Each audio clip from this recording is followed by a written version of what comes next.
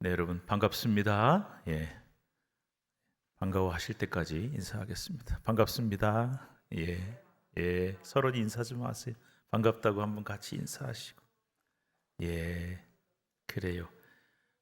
수요 예배 자리에 함께 나와서 앉아 있는 것도 감사한 일이고, 또 말씀 함께 나누고 배울 수 있는 것도 감사하고, 또 우리 그리스도인은요, 여러분 얼굴 보세요. 다 생긴 게 다르고 성격도 다르고 환경도 다르고 생각도 달라요. 그러나 믿음 안에서 복음 안에서 하나 되는 것이 그리스도인입니다. 그래서 우리 모두는 하나님의 한 자녀인 줄로 믿고 이곳에서 함께 말씀을 통해서 우리의 영이 하나 되고 마음이 하나 되는 복된 시간이 될 수 있기를 축복합니다. 오늘은 말씀드린 것처럼 소아시아 7교회 중에 에서버두 사빌라 4대교회에 관한 말씀을 나눌 텐데, 교재 받으셨죠? 늘 들어오실 때 교재 받으시고 2주 동안 가지고 다니시면 되고, 못 받은 분은 혹시 있으시면 달라고 말씀하신 목사님들이 도와드리겠습니다. 자, 여러분 받으신 교재에 보면 4대교회 그러고는 부제가 하나 붙어 있어요. 무슨 교회라고 되어 있습니까? 살았으나 죽은 교회. 살았으면 살았지, 죽었으면 죽었지, 살았는데 죽은 교회는 또 뭐냐? 왜 주님께서 그렇게 말씀하시는가? 최근에 누가 그러더라고요. 우리나라 사람들 정신 상태가, 정신적인 건강이 과거 어느 때보다 좀 안 좋다, 위험하다. 아무리 요즘에 경기가 어렵고 경제가 어려워도 그래도 옛날보다는 밥 세 끼 먹는 거 크게 걱정 안 하고, 아주 부유하게는 못 살아도 크게 어렵지 않은 삶을 사니까 형편은 좀 나아지고 세상은 발전하고 너무나 많이 편해졌지만, 이것이 오히려 상대적으로 사람들의 정신적인 문제는 훨씬 더 심합니다. 그래서 뭐 우울증, 조울증, 뭐 여러 가지 그런 어떤 정신적인 질병들이 너무너무 많아지고 있는데, 한 가지 가장 걱정되고 또 위험해 보이는 것은 생명경시풍조입니다. 생명을 소중히 여기지 않는다. 그래서 요즘에 뉴스에 보면은 뭐 언제나 그런 살인 사건, 끔찍한 사건들이 있어 왔잖아요. 근데 최근에 제일 많아진 사건이 뭐냐면은 소위 묻지마 살인 사건이에요. 그 왜 묻지마라 그랬냐? 나하고 무슨 원한 관계가 있든지, 나하고 무슨 직접적인 관계가 있는 사람에 대한 그런 사리를 품는 건 있을 수 있지만, 그러면 안 되겠지만 있을 수 있는데, 생전 처음 보는 사람, 알지도 못하는 사람, 일면식도 없는 사람을 나 기분 나쁘다, 우울하다, 불쾌하다, 그래서 해치는 일들이 얼마나 많습니까? 며칠 전에도 나 돈 잃어서 기분이 나쁜데 아무나 죽여야겠다, 그래가지고 칼을 들고 생명부지의 여인을 따라가서, 여성을 따라서 잔인하게 살해한 사건도 있었고, 오늘 뉴스를 보니까 얼마 전에 있었던 그 초등학교에서 8살짜리 어린이를 교사가 해치는 일이 있었는데, 그렇게 그 신상이 정보가 이제 공개가 되었더군요. 얼굴을 보는데 참, 제 느낌이겠죠. 뭐 느낌인데, 정상적인 얼굴은 아닌 것 같다. 선생님이지만. 그러니까 여러분, 그분도 뭐 물론 뭐 정신적인 질병이 있다고 하지만 그랬다는 거죠. 그날 기분이 나빴대요. 제가 보니까 문제가 있으니까 자꾸 누구하고 부딪히고 정신적 문제가 생기니까 이제 학교 좀 애들 가르치고 하는 거 좀 그만해라, 이런 소리를 교장인지 교감한테 들어서 기분이 너무 나빴는데 아무나 하나 죽여야겠다 그렇게 생각해서, 자기도 여성이니까 힘없는 아이를 그렇게 해친 거죠. 그런 일들이 요즘 너무나 많아요. 그러니까 내가 기분이 나빠서 난 널 죽여야겠다. 생명경시 풍조가 참 걱정이지요.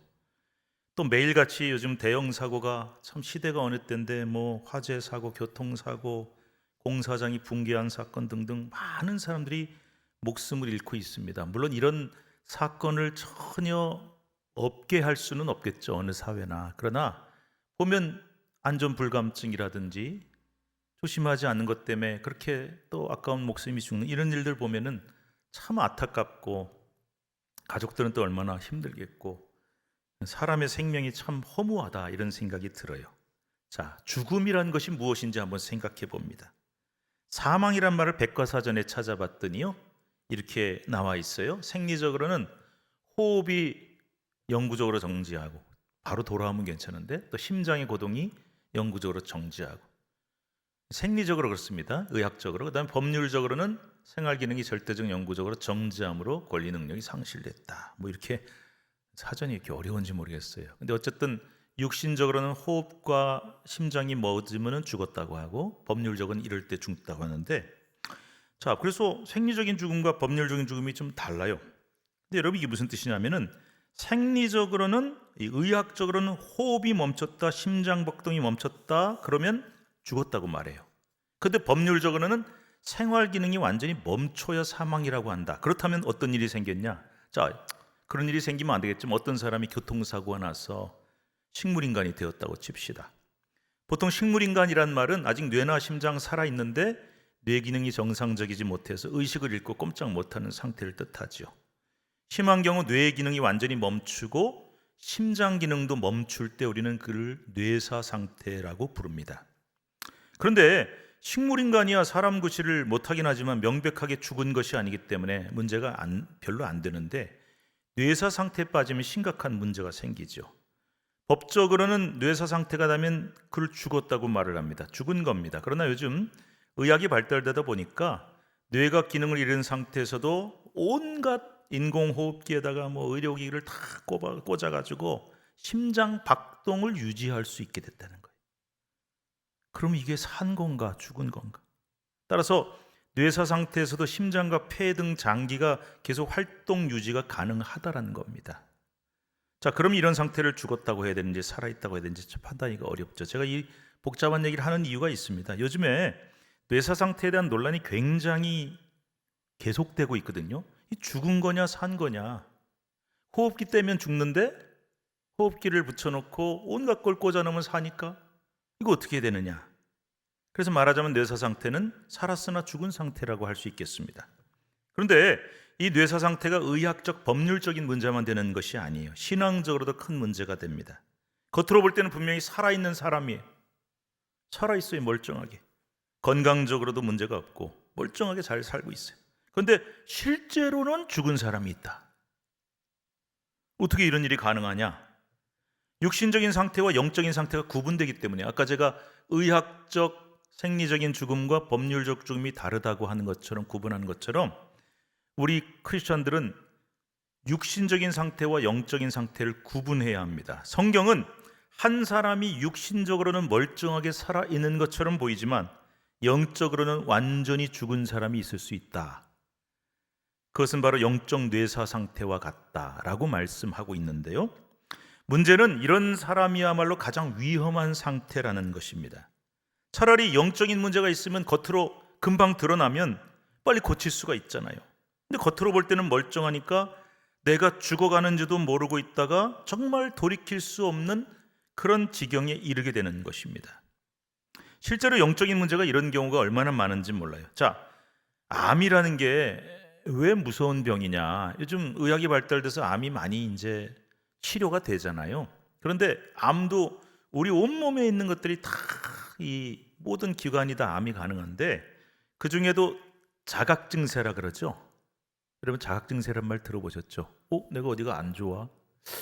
요즘 뭐 문제가 있어. 그러면 자각증세가 와서 병원 갔더니 요즘 암 초기입니다. 이렇게 되는 건데, 이 암 중에서도요, 자각증세가 거의 없는 암들이 있다는 거예요. 그래서 그게 몸이 이상하다, 그리고 병원 가면 이미 너무 진척이 돼서 어렵다, 이런 병이 더 무섭다고 하거든요. 자각증세가 없는 것이 굉장히 위험한 것인데, 영적인 병도요, 여러분, 영적인 병은 자각증세가 정말 없습니다. 그래서 내가 지금 영적으로 병이 들었는지 안 들었는지를 느끼기가 쉽지가 않아요. 여러분 중에 혹시 최근에 내가 영적으로 좀 문제가 있어, 제가 이제 몇 가지 팁을 말씀을 드리면은, 제가 전에도 한번 말씀드렸는데, 나 교회 오래 다녔는데 그냥 습관적으로 다니는 것 같아. 그냥 주일 되니까 가고, 예?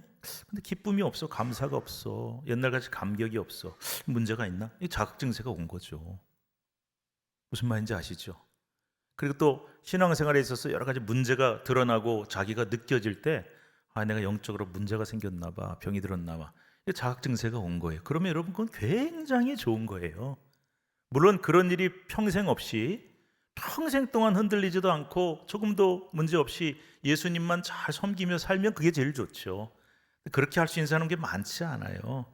살다 보면, 또 오래 신앙생활하다 보면 조금 감사도 없어지고 감격도 없고, 뭔가 교회 가면 불편하고 힘들고 뭐 이런 것들이 생길 수가 있거든요. 그런데 그때 자각 증세가 와서 빨리 깨달아져갖고, 너 이러면 안 되는데, 내가 뭘 기도해야겠다, 아니면 너 은혜 사모하, 이렇게 되면은 정말 좋은 거거든요. 건강한 거거든요. 그래서 여러분, 저와 여러분이 평생 동안 조금도 흔들리지 않고 신앙생활 기쁘고 감사하게 감격으로 잘 하시기를 축복합니다. 근데 혹시 그게 잘 안 돼서, 나 요즘 문제가 있어, 그런 거는 굉장히 좋은 신호예요. 근데 제일 문제가 뭔지 아십니까? 그 자각 증세조차 없는 거예요. 그래서 내가 좀 문제가 생긴 것 같아, 좀 이러지? 이런 거 없이, 뭐 이만하면 뭐 잘 믿는 거지, 이만큼 신앙생활하면 되지, 그리고 교회 그냥 왔다 갔다. 여러분, 차라리 덥거나 차거나 하라고 말씀한 것처럼, 나 교회 안 가, 뭐 이렇게 되면은 그거는 딱 끊어지는 건데요. 더 위험한 게 뭐냐면은 미지근한 거거든요. 교회는 가요. 뭐 크게 문제 없어 보여요. 겉으로 볼 때 가고 뭐 예배도 잘 드리고 해요. 근데 이게 병이 걸리기 시작했네. 근데 그게 자각 증세가 전혀 없어서 내가 욕적으로 지금 문제가 생기고 병이 걸렸다는 걸 못 느끼고 살다가 결국 영적 사망 상태에 빠지게 되는, 이게 제일 위험하죠. 그래서 세상에 제일 무서운 병이 뭐냐, 죽음이 뭐냐? 영적인 죽음이 제일 무서운 것이다. 자, 오늘 서론을 말씀드린 이유가 있습니다. 소아시 7교회 중에 5번째 교회인 사대교회에 대한 말씀을 나눕니다. 그런데 오늘 설교 제목 보시면 사대교회를 어떤 교회라고 표현하고 있습니까? 살았으나 죽은 교회다. 왜 그랬냐면 주님께서 오늘 본문에 보면은 사대교회를 향해 이렇게 말씀하셨거든요. 너는 살았지만 죽은 자다, 죽은 교회다. 즉 뇌사 상태처럼 겉으로는 살아있는 교회, 멀쩡한 교회처럼 보이는데 실질적으로는 영적 생명이 죽은 교회라고 말씀하시는 거죠. 영적 죽음 상태 교회. 여러분, 교회가 영적으로 죽었다, 최악이잖아요. 최악의 상태죠. 자, 그러면 도대체 사대가 어떤 도시길래, 또 사대교회는 어떤 교회길래 이런 참담한 말을 주님으로부터 들을 수밖에 없었는가?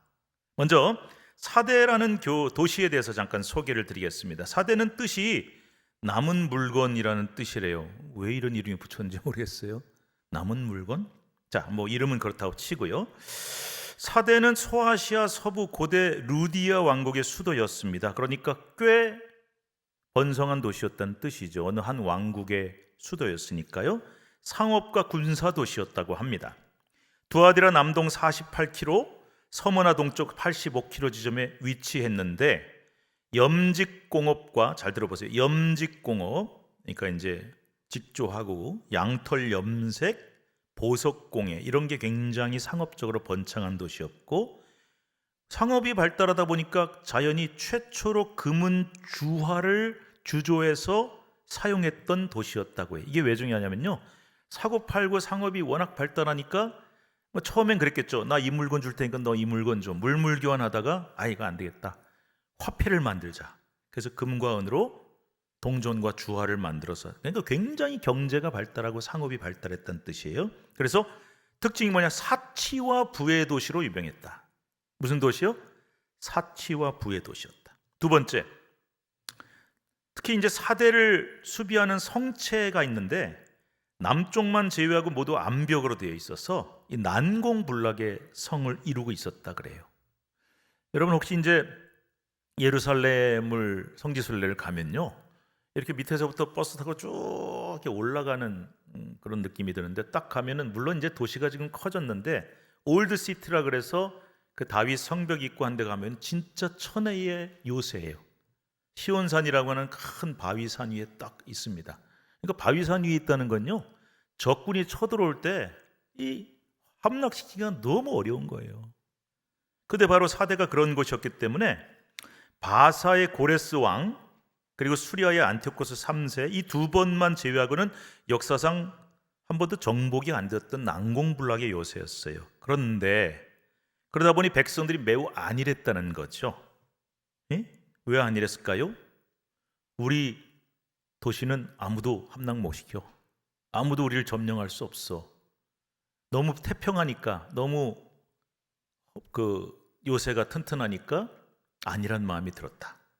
그래서 그 안일함 때문에 결국은 사대가 두 번이나 점령을 당하게 되었다고 해요. 아까 말씀드렸죠? 주전 6세기 바사왕 고레스가 쳐들어왔을 때 페르시아 왕국이 워낙 막강했습니다.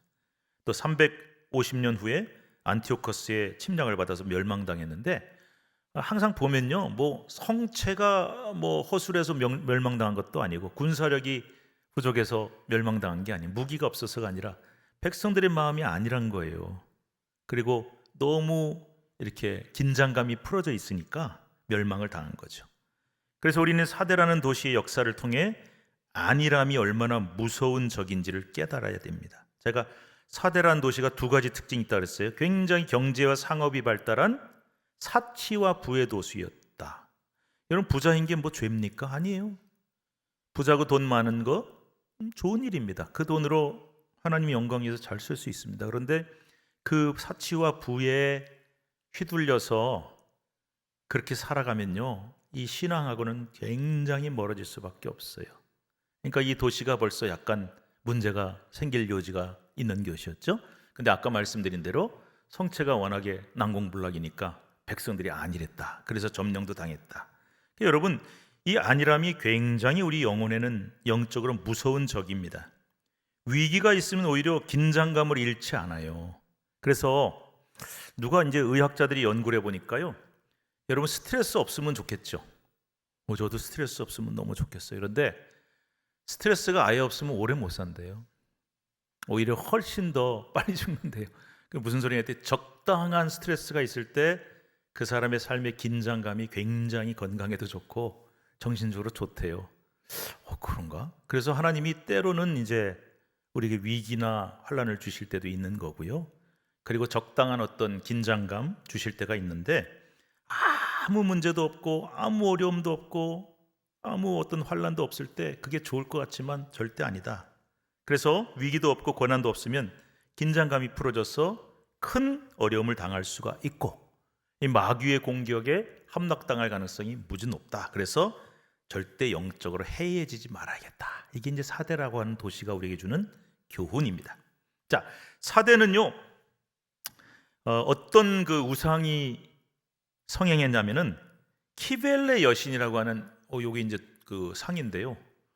아니, 여신이 많죠. 이번에 우리가 소아시아 7교회를 보니까 그 여신이 굉장히 그 우상이 많습니다. 근데 왜 여신이 많냐? 제가 가만히 생각해 보니까 그때는 이제 농사 짓고 이렇게 하는 것들이 많았잖아요. 그러니까 풍요, 비자로 오고 농사 많이 지어서 농산물 많이, 이런 풍요가 제일 중요했기 때문에 어머니가 아이를 잘 낳는 것처럼 그렇게 대지의 모신, 어머니 신 뭐 이런 식으로 해서 여신들이 어떤 풍요의 신으로서 굉장히 많이 숭배를 받았던 건데, 이 키벨레 여신은요, 아나톨리아, 그러니까 이게 어디냐면은 지금 터키, 튀르키예 지역의 한 지역인데 거기서 숭배되던, 이 말이 재밌어요. 대지 모신. 이게 뭐냐면 땅을, 방금 제가 그랬죠, 땅을 주관하는 어머니 신이에요. 어머니처럼 생겼습니까? 그래서 모성, 그다음에 생식력, 창조성, 대지의 풍부함을 상징하는 여신이었는데, 이 키벨레 여신을 숭배하는 미리 종교가 성행해서요, 그 미리 종교란 게 뭐냐면 아주 성적으로도 타락하고 여러 가지 어떤 그런 타락들이 많으니까 이 기독교인들이요, 이 우상에 빠지는 일들이 많았다 그래요. 그래서 소아시아 7교회 중에서도 주님께 가장 센 책망을 받았습니다. 살았으나 죽은 교회다. 자, 4대 교회의 기원은 분명치 않지만 누가 세웠는지 잘 모릅니다. 그런데 역사가들의 말에 의하면 사도 요한의 전도로 세워졌을 것이다. 사도 요한 사도.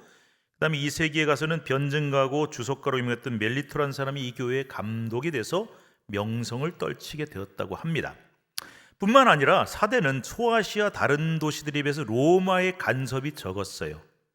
그리고 이방 신전이 아까 말한 게 있긴 했지만 그렇게 많지 않았어요. 그래서 이방 로마 사람들의 특징이 뭐냐면요, 나중에 황제 숭배를 강요했거든요. 그래서 황제를 신으로 하는 거예요. 신. 그럼 신이 뭐겠어요? 황제는 신적인 존재다. 그래서 황제의 동상을 세우고 그 앞에 절하게 하고. 근데 이게 이제 가능했던 게 뭐냐면요, 여러분 그리스 로마 신화의 입장에서 볼 때는 신이 엄청나게 많습니다. 여기도 신 있고 저기도 신 있고, 뭐 바다에서 무슨 신, 하늘의 신 다 있어요. 술의 신, 미의 신. 근데 여러분 그 중에 뭐 황제 신 하나 있을 수 있죠.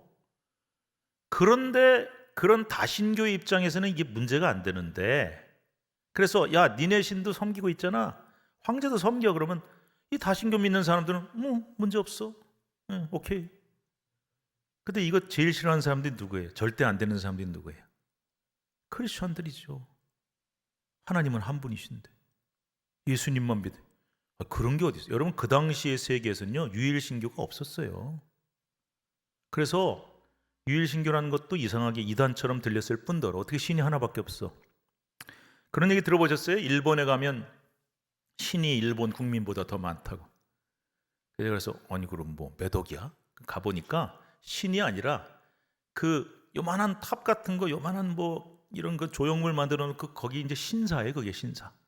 귀신 섬기고 이게 신이에요. 그러니까 이게 인구보다 많다는 뜻인데 어쨌든 신이 엄청 많습니다. 귀신이 뭐 엄청 많아요. 그런 사람들한테 제가 이제 일본 목사님들하고 이렇게 얘기를 해보니까 일본의 전도가 정말 안 되는 이유가 뭐냐면은 일본 국민들은 이렇게 생각한대요. 백성들은 야 하나님은 한 분이시다. 그런 게 세상에 어디 있어? 뭐 신이 어떻게 하나야? 이렇게 많은데. 그 내가 편리한 신 섬기고, 에? 나한테 유익되는 신 섬기고 얼마나 좋은데 신이 하나 있을 수 없다. 그래서 이 유일 신앙을 가진 기독교가 그렇게 어렵다는 거예요. 제일 어려운 이유가 그거래요. 그러니까 이제 여기도 마찬가지인데 로마가 그랬거든요. 근데 이제 여기는 뭐 황제 숭배가 그렇게 강요하지도 않고, 그러니까 박해도 별로 없고, 또 니골라당 같은 그런 이단의 공격도 거의 없고, 말하자면 외부적으로도 별로 공격이 없고 내부적으로도 별로 공격이 없고. 다른 교회들은 여러분 보셨잖아요. 지금까지 어떤 교회는 외부적으로, 어떤 교회는 내부적으로, 어떤 교회는 외 내부 다 공격당하고 고생할 때 사대교회는 별로 어려움이 없었어요. 편안했어요. 이게 좋았겠습니까? 보세요. 사대라는 도시는 번성한 큰 도시입니다. 그 안에 있는 사대교회도 번성할 만한 조건이 많은 교회였습니다. 그러나 사대교회는 이 편안함과 안일함이 오히려 걸림돌이 돼서 성장은커녕 쇠퇴의 길을 걷게 되었습니다. 긴장감이 풀어졌습니다. 물질적 부요와 과소비에 빠졌습니다. 이방의 세속 문명에 도취되고 도덕적으로 해이해져서 영적으로 혼수 상태에 빠졌던 것입니다. 도전이 없는 곳에는 발전이 없지요.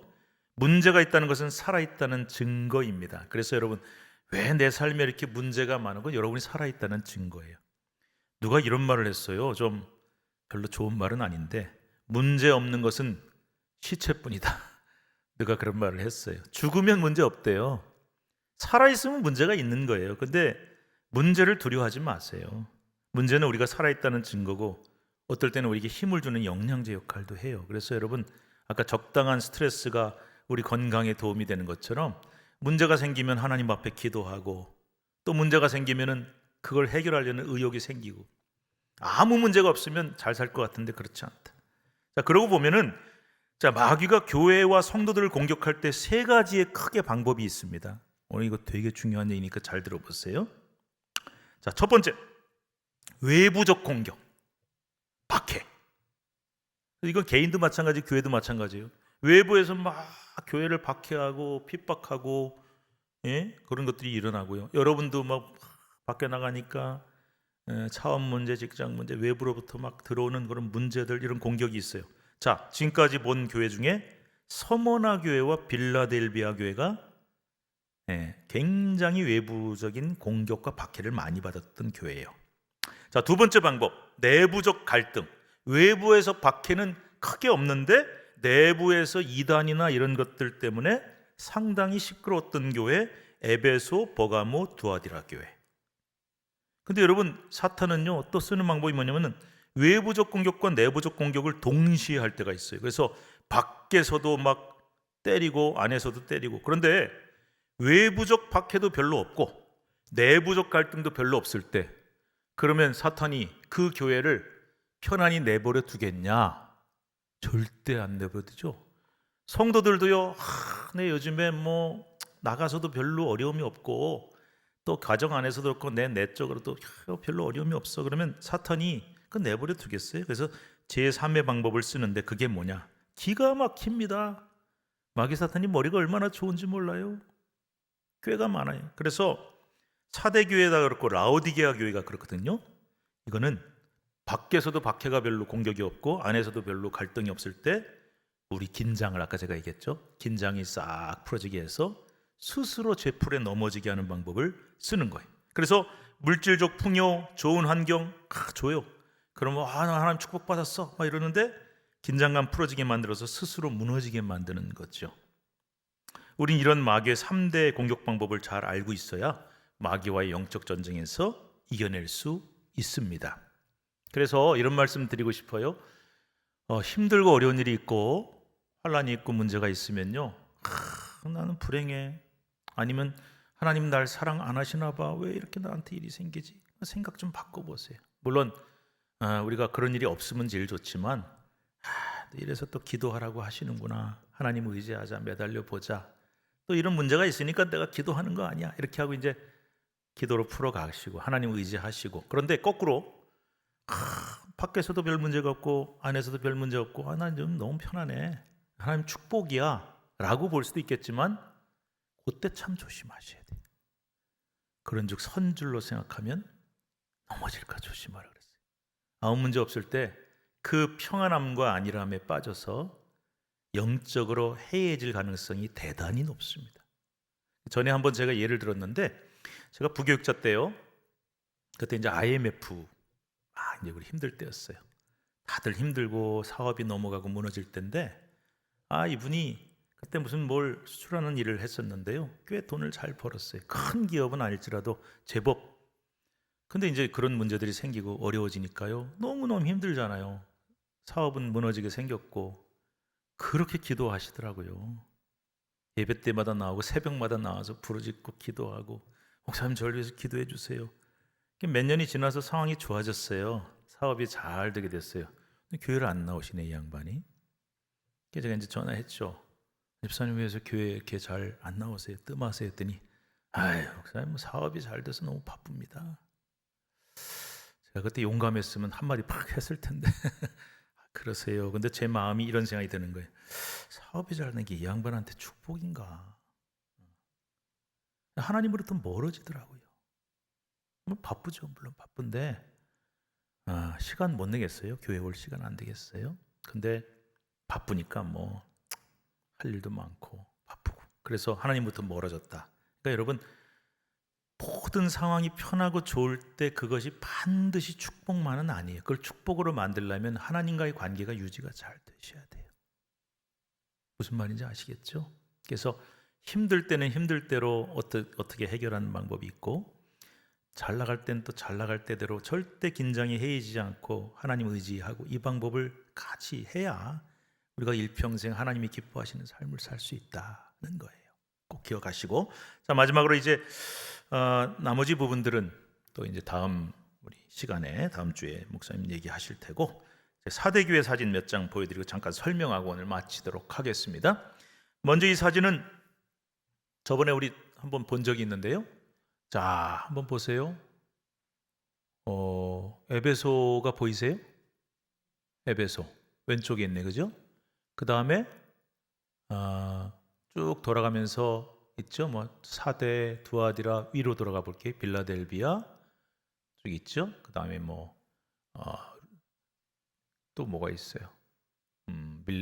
밀레도도 있고 루기아도 있고 쭉 있죠.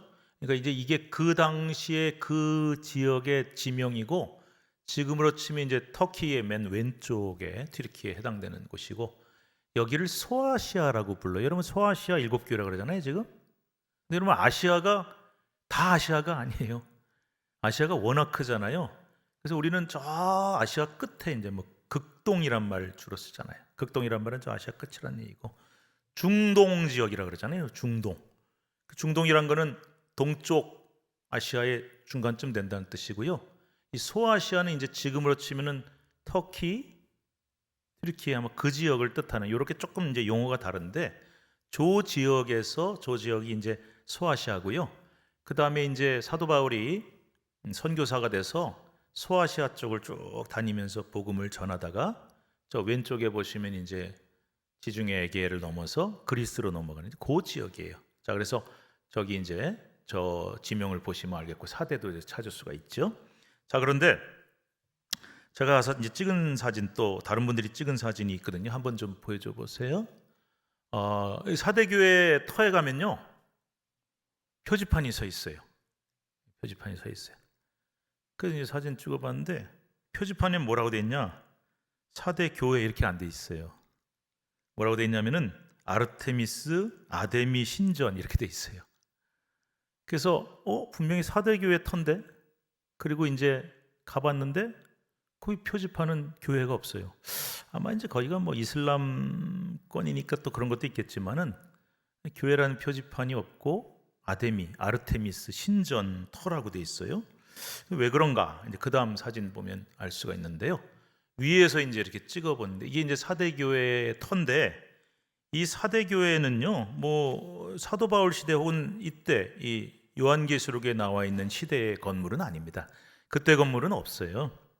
다 이제 4세기에서 6세기 정도에 지어진 교회들입니다. 근데 왜 그때 지어졌냐? 로마가 기독교가 전파됐을 때 극심한 박해를 했거든요. 많은 사람이 죽고 박해를 당했는데, 이제 나중에 로마가 그 기독교가 공인되고 국교화가 됐어요.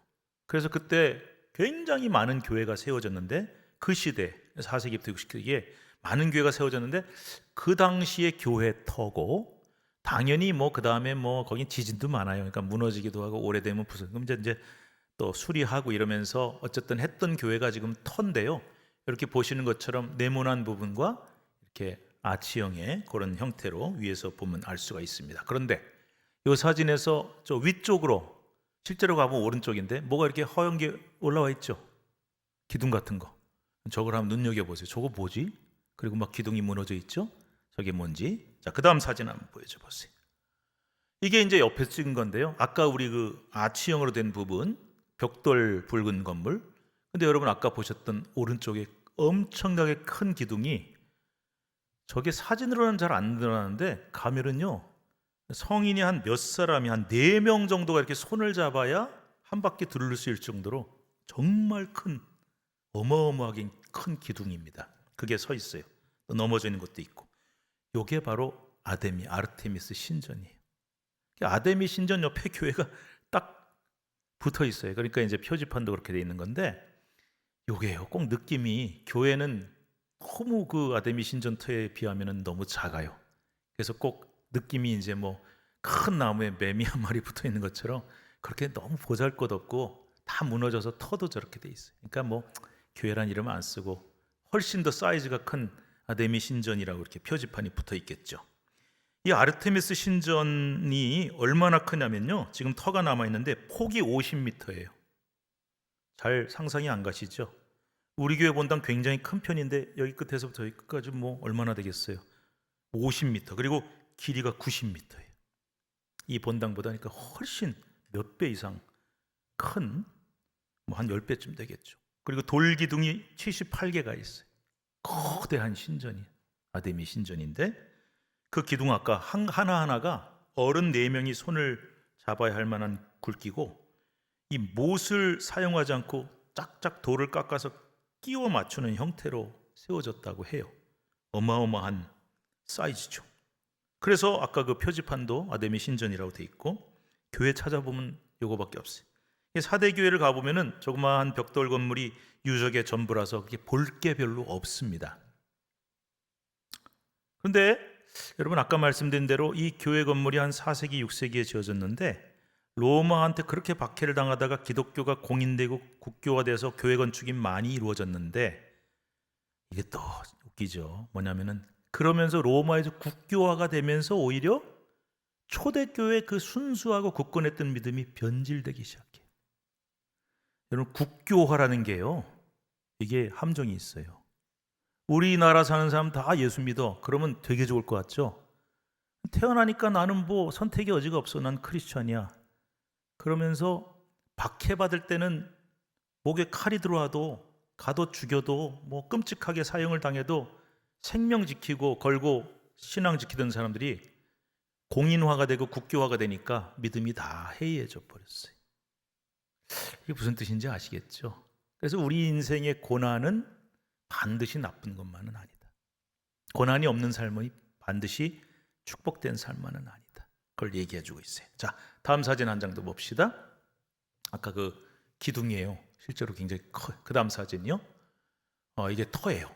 이렇게 봐도 어마어마하게 큰 걸 알 수 있죠. 그리고 제가 갔는데요. 저는 이게 교회인 줄 알았어요. 처음에. 그래서 굉장히 크네 그랬더니 교회는 저거래, 조그매요. 그리고 이 아데미 신전터가 훨씬 크니까 그게 더 눈에 확 보입니다. 그 다음 사진. 예, 기둥이 있고요. 위에 아주 그냥 화려하게 장식이 있어요. 그 다음 사진이요. 이렇게 무너져서 이제. 근데 여러분 이렇게 보면은 톱니바퀴처럼 이렇게 돼 있잖아요. 저게요, 못을 안 쓰고 딱딱 끼워 맞춘 걸로 돼 있는데 여기 지진이 많아서 이제 무너지기도 한 거예요. 그 다음 사진 봅시다. 예, 그래서 어떤 사람이 한번 저희 가서 이게 얼마나 큰지를 해본, 한 사람 팔 펴봐야 4분의 1밖에 안 돼. 저렇게 큰 기둥들이 세워져 있습니다. 그 다음 사진 있나요? 예. 근데 그거에 비해서 옆에 조그마하게 터만 남아있는 그런 교회의 모습을 우리는 볼 수가 있고, 여기 이제 이쪽에서 찍은 사진입니다. 다 끝났나요? 한 장 더 있고요. 이렇게 이제 아치형으로 예쁘긴 해요. 벽돌 건물이고 그렇습니다. 그 다음 사진 또 있나요? 네, 제 얼굴이 나오네요. 네. 자, 그래서 여러분 방금 본 것처럼 그렇게 크고 거대한 아데미 우상신전은 그렇게 큰데, 그 옆에 자그마한 교회, 그래서 표지판에조차도 4대 교회가 아닌 아데미 신전. 근데 저는 그게 우울하지 않더라고요. 그거 보면서. 이때는요, 교회가 조그맸어요. 우상신전 큰 고목 옆에 매미처럼 붙어있는 것처럼 느껴지는 자그마한 교회. 그런데 저때 신앙은 정말로 뜨거웠어요. 정말 뜨거웠어요.